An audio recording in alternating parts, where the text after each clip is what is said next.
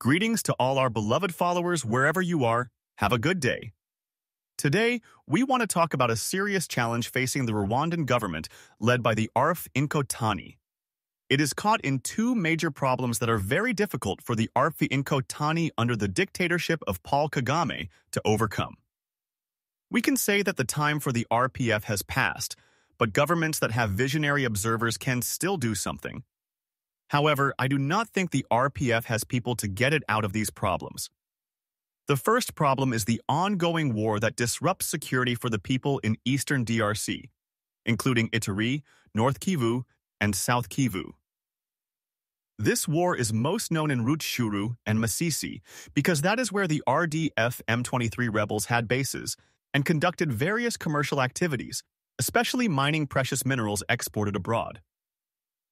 We mention the mines of Rubaya and many other places rich in minerals.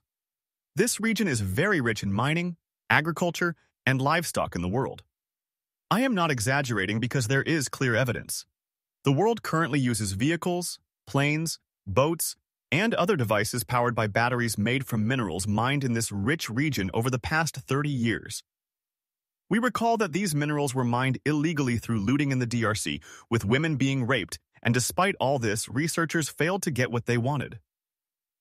Much human life was lost, and it became impossible to hide the crimes committed in this area because child labor from as young as 5 years old to elders and many forced to work under the RPF Inkotani government was involved. This war took a new turn in recent years because this region was taken over by armed groups composed of the Rwandan army, using some DRC residents calling themselves M23 and even AFC, who looted, killed, and took major cities like Goma and Bukavu. The killings there were openly done, and it is clear that the Rwandan army was responsible. It is not easy for RPF to extricate itself from these things because many Rwandan soldiers died, causing conflicts among senior soldiers' families and widows who were never informed that their loved ones went to war in the DRC. Recently, a report from a human rights organization showed increasing military recruitment. We remind you that this military recruitment fills up daily with even senior officers being recruited. It is not just anyone. Furthermore, based on ongoing talks in Doha, Qatar, involving the RDF M23 rebels and the DRC, the rebels were forced to sign an agreement to immediately hand over all territories they had captured and support the peace plan. But this achieved nothing. Instead, they intensified efforts to move southwards to Kivu city of Uvira, which has already fallen, where many Rwandans were killed indiscriminately.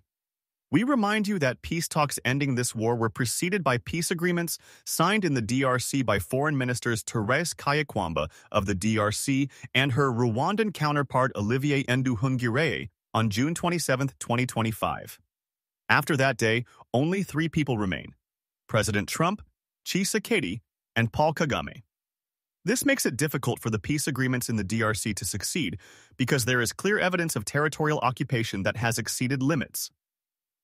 It is not easy for RDF to get out of this problem because they have no one to advise them to abide by the laws they signed. We recall that Rwanda's economy was based on looted resources from the DRC, and Rwanda does not have good relations with all neighboring countries. The current war linking Rwanda and DRC is also difficult for RDF M23. The second problem troubling the RPF Inkotani regime is the imprisonment of the opposition politician Madame Victoire Ingabire. Imprisoning this politician is a grave error by the RPF Inkotani because they did not consider the regional context at the time of her arrest. It is a bigger mistake than forcing her to participate in Rwandan politics during these times because she is the only politician who can make a difference internationally by advocating for Rwanda and even protecting the RP Inkotani group. As we have continued to tell you, they have no one to get them out of this. The difficult thing for RF Inkotani is to release Madame Victoire Ingabire.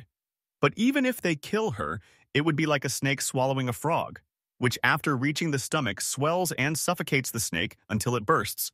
Or it is like hanging oneself and committing suicide. Also, RPF is currently in very difficult economic times.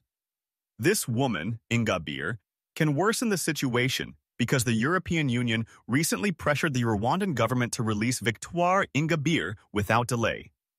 Refusing to release her puts the economy in danger and provides reasons to overthrow the dictatorship of the 21st century killer, Paul Kagame. We remind you that today, Madame Victoire Ingabire has been in prison for 3 months unlawfully. Let's watch and see. Have a good day, Great Lakes Fire TV fans. Roderick Peter.